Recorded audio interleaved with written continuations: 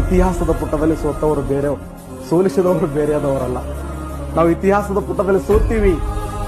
ಇತಿಹಾಸದ ಪುಟದಲ್ಲಿ ಸೋತಿದ್ ಯಾರಿಂದ ಅಂದ್ರೆ ಅದು ನಮ್ಮವರಿಂದಲೇ ಸೋಲು.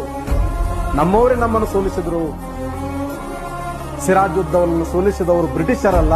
ಸಿರಾಜುದ್ದೌಲ್ ಯಾರನ್ನ ದೇವರಂತ ನಂಬಿದ್ನೋ, ಯಾರನ್ನ ಅತ್ಯಂತ ಪ್ರೀತಿಯಿಂದ ಅವರನ್ನ ಕಾಳಜಿ ನೋಡ್ತಿದ್ನೋ, ಯಾರನ್ನ ತನ್ನ ಅಂಗರಕ್ಷಕ, ತನ್ನ ತಂದೆ ಸ್ಥಾನದಲ್ಲಿಟ್ಟಿದ್ನೋ, ಅದೇ ವ್ಯಕ್ತಿ ಬೆನ್ನಿಗೆ ಚೂರಿ ಹಾಕುವಂತ ಪ್ರಯತ್ನವನ್ನ ಮಾಡಿದ.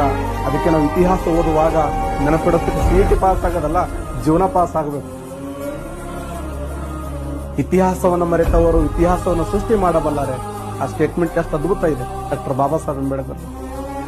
ಅದಕ್ಕೆ ಸಿರಾಜುದ್ದೌಲ ಜಗತ್ತನ್ನು ಗೆಲ್ಲಬೇಕು, ಭಾರತ ದೇಶದಲ್ಲಿ ತನ್ನದೇ ಆದ ಸಾಮ್ರಾಜ್ಯ ಕಟ್ಟಬೇಕು ಅನ್ನುವಂತ ನಿಷ್ಠೆಯಲ್ಲಿದ್ದ.